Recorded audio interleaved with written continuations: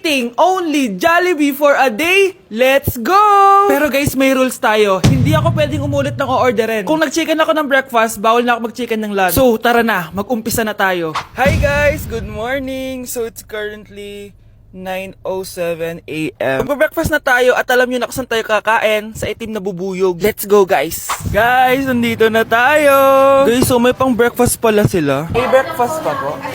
Dito sa part na to, hindi ko na malay na nalobat pala yung mic ko, guys. Pero kita nyo naman na kinakain ko na yung pancake dyan. Nakakainis, nagre-record pala ako nalobat yung mic ko. Ito na yung order ko, guys. Meron tayong pancake na naubos ko na yung isa. Meron tayong tapa. Siyempre, mawawala ba ang iced coffee? Guys, oh.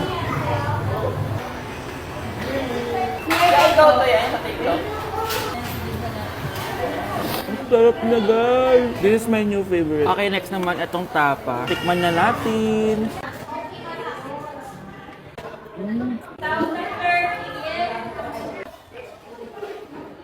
Inom muna tayo, guys. Okay lang tong iced coffee nila. Wait lang, guys. Uubusin ko lang lahat to.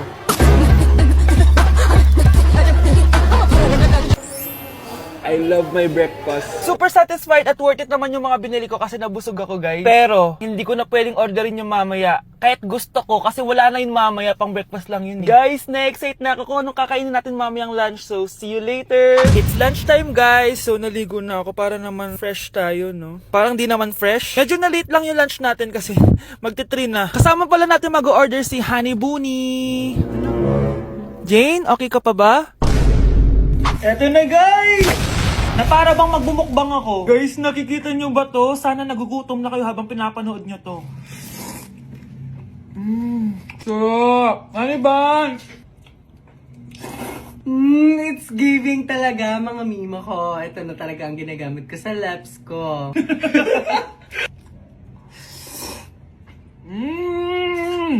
Taran! Wala na laman. Okay, next natin to chicken fillet. Meron siyang sauce. Look at that.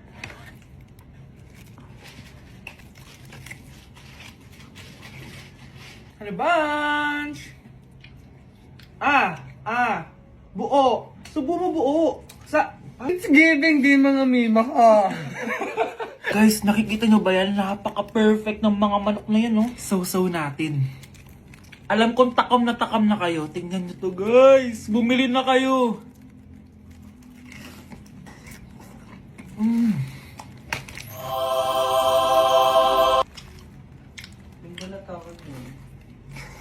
Sabi nila kapag mahal mo yung isang tao, bigay mo sa kanila yung balat. Balat ng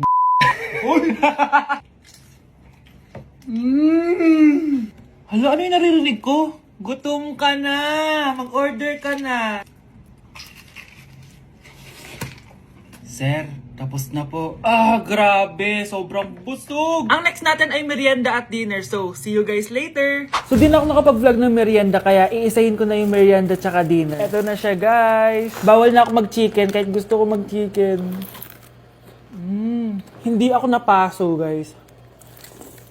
Sarap talaga ng peach mango. At eto, hindi sa akin to. Kay Jungkook Im nito to. By the way, guys, nasa bahay tayo ni Rodolph. Ayan. Oh. Hello, may tatawagan na ako.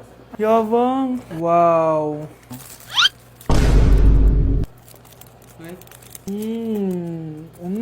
Last bite. Ito yung nuggets. Alam ko, sriracha to. Sausaw na natin. Ano lang binili mo? Ay. May sauce siya. Guys, tatanggalin ko na tong bun. Naumay na ako sa bun eh. Ito na lang kakainin ko.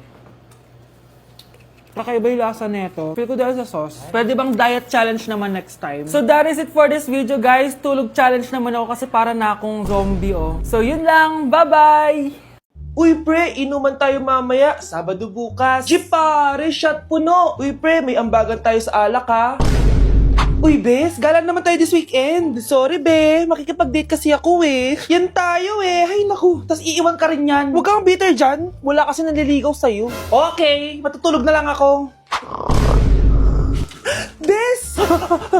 Bes, ano ba naman yan, te? Kalak ba may kadate ka? Wala. Di ako sinipot ng lalaking yun. Kaya ikaw na lang. Ngayon na nga lang ako bumabawi sa tulog ko eh. Hay naku, wala ka na magagawa, Bes, dahil nakabili na akong ticket sa Waterbomb Festival 2025. Kaya, Bes, get ready sa non-stop music, epic water fights, at insane energy. Magpa-party-party tayo doon at alam mo na. Wow, Bes, parang ang saya dyan. Nandiyan yung mga idol ko. Masaya talaga, Bes, dahil makikita natin si Channel na EXO, si Jessie, at si Wasa. Kaya kayo, tara na. Ito na yung mga dates. Igagrab ko na talaga tong chance na to para makita ko sila. Kaya avail your tickets now and join the Waterbomb Festival on Feb 22 to 23 at Quirino Grandstand located at Rizal Park, Luneta. Tara na, Bes! Magbibihis na ako! Bes, kumalma ka. Sa weekend pa yan. Ang makakasagot na to may plus point sa akin. What is 2 times 2? Ah, ma'am ako, ma'am. Wala bang gustong sumagot? Ma'am, alam ko po yung sagot. 2 times 2. Ah, ma'am. Okay, Samantha. 2 times 2 is 4. Very good. May plus 5 ka sa akin. Ang daya naman. Kanina pa ako nagtataas ng kamay. Ah, ma'am, pwede pa po ba ako mag-take ng quiz? Absent kasi ako kahapon eh. Ay, hindi na. Absent pa more. Tatamad-tamad ka kasi mag-aral. Ah, nagkasakit po kasi ako, ma'am. Oh, anong gagawin ko? Ah, ma'am, pwede ba ako mag-quiz kahit absent din ako kahapon? Oo naman. O ito, magsimula ka na. Thank you po, ma'am. Eh, bakit siya pwede mag-quiz, ma'am? Bakit? May problema ka ba? Oo, may problema ako. Favoritism ka. Palagi na lang sa Samantha yung binibigyan mo ng chance. May galit ka ba sa akin, ma'am? Sabihin mo. Hindi ako galit sa'yo. Pero sa nanay mo, oo. Wag na wag mong dadama yung anak ko sa problema mo sa akin. Nay, anong meron? Yang nanay mo, pabida. Dapat ako yung top 1 ng high school kami. Alam naman natin dalawa na deserve ko talaga maging top 1. Hindi kagaya mo, binabayaran yung school para tumaas ang grades. Totoo ba yun, Nay? Sinungaling ka! Mana ka naman para sa nanay mo, Samantha. Nga pala, alam na ng principal yung pagiging favoritism mo. Good luck na lang sa'yo, ha? For our last question, ano ang full name ko? Wala naman yun sa lesson ah. Siyempre, dapat alam niyo yung pangalan ko. Dami namang alam nito. Di ko maalala full name niya. Perfect na sana ako eh. Kapag di niyo nasagutan yan, minus 10 kayo sa akin. Aba ma'am, paano naman malalaman yung full name mo? Eh di ka naman nagpakilala sa amin. Ano ka, sikat? Artista? Ang lakas mo mag-minus kapag di nasagutan yung full name mo? Sige nga, ano full name ko? Kapag di mo nasagutan, ma-minus ko yung sweldo mo. Tsaka magagamit ba namin yan kapag nagtrabaho na kami? Di naman diba? Pakinamin sa full name mo. Unang tanong, magbigay ng bagay na nagsisimula sa letrang K. Okay, Samantha? Kuko? Kuko is 3 points lang. Sayang. Okay, ikaw naman, Scarlett. Sisimula sa K? Kifi. Kifi is the top answer. Yes! Okay, next. Magbigay ng parte ng katawan.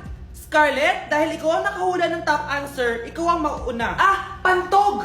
Basic. Pantog is 10 points. Ha? Bakit 10 lang? Samantha, pwede ka bang bumawi? Parte ng katawan?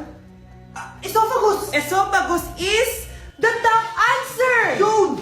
Eto na! Sino kaya sa inyong dalawa ang mananalo ng 1 million pesos cash? Akin na tong 1 milyon. Humanda ka sa akin, Scarlett. Anak, ayusin mo! 1 milyon yan! Mauna tayo kay Samantha. Ano ang bagay na mahaba at matigas? Mahaba at matigas? Tornilyo? Tornilyo is 50 points! Pero, hindi ito ang top answer natin, ha? Okay, Scarlett, may chance ka pa na hulaan ang top answer. Bago ko sagutin yan, Nay, kung nanonood ka man, eto na yun, Nay! Mananalo na tayo ng 1 milyon! Go, anak! Ang bagay na mahaba at matigas ay... Huwag mo sumagot, anak! Sayang yung 1 milyon! Wow! Gising na siya! Ang pala mo nandito sa bahay. Nay, wag ngayon please. Alam mo, bilib din ako sa'yo eh. Wala na nga tayong makain, nagpabuntis ka pa. Buti pa yung anak ni Rosa, pag-aaral ay natupag. Nakakawalang gana. Yan, umalis ka. Diyan ka magaling. Kasalanan mo to. Sinira mo yung future ko. Ate, please, tigilan mo yan. Walang kasalanan yung bata. Hindi! Dahil dito, galit sa akin si nanay. Kaya dapat mawala na to. Ate, wag! Ate! Anak, kain ka na oh. Nay? Sorry anak ha sa mga sinabi ko. Hayaan mo, babawi ako sa'yo ha. Thank you, Nay. Nay, sumasakit yan ko. Nay. Oo, yung pinag-usapan natin ha. Hihintayin ko lang mga anak tong babaeng to. Pag nabigay ko na yung bata, ibigay mo na agad yung pera sa akin ha. Palak ibenta ni nanay yung anak ko. O anak, Okay ka lang? Walang ya ka, Nay! Ang sama mo! Akala ko, totoo nagbago ka na. Pero pa rin pala yung nasa utak mo. Abay, bakit? Wala ka nang pakinabang dito. At least yung anak mo, mapapakinabangan ko. Wala ka namang papakain dyan eh. Napakasama mo! Lalayas na ako sa impyernong to! Sige, lumayas ka! Sino tinakot mo? Tignan natin kung saan ka pupulutin. Hello, Bes. Hello, Bes! Kilala mo ba si Edward? Oo, Bes. Siya yung ama ng dinadala ko. Mayaman pala sila, Bes. Gusto kanyang makita kasi gusto niyang panagutan yung baby mo. Talaga? Oo, Bes! Ito na yun, Bes. Bes, hindi mo na kailangan magtiis na nanay mo. Hindi pwedeng anak ko lang ang makikinabang sa yaman ng lalaking yun. Dapat ako din.